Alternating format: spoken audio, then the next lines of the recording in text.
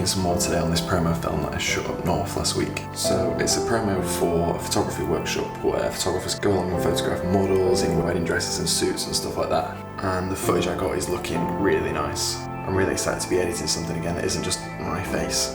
So at the end of last week, I sorted through the footage and then I spent yesterday choosing music, and I found a pretty dramatic soundtrack that I think works well. And today I'm going to be piecing the film together. Most filmmakers prefer shooting to editing, like 90% of the people I speak to. I'm the other way around. I don't really know why. All I know is that choosing the order of some video clips is such an engaging and interesting process.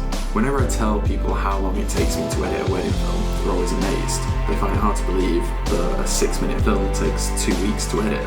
I think a lot of people view editing as just dragging clips onto a timeline and hitting export, but actually what takes the longest is choosing the order of clips and selecting which shot goes where. So I'll never just randomly assemble clips into a film. There's a reason behind every single shot being where it is, and that means sometimes I have to experiment with different shots and with different orders. So that is what takes the longest, and that is what I'm doing today.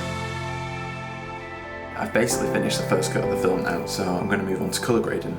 Luckily, the grade is going to be quite easy because the workshop location had really nice natural lighting from these big windows, so I don't have to contend with mixed artificial and natural lighting or any other weird colour casts. So it's basically just a case of deciding how moody I want the shots to look.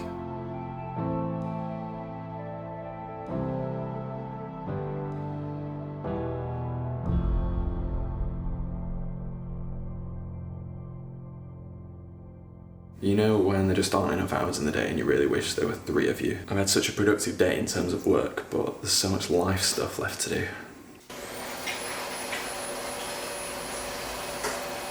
I wish I was one of those people that enjoyed cooking, but I just see it as a chore.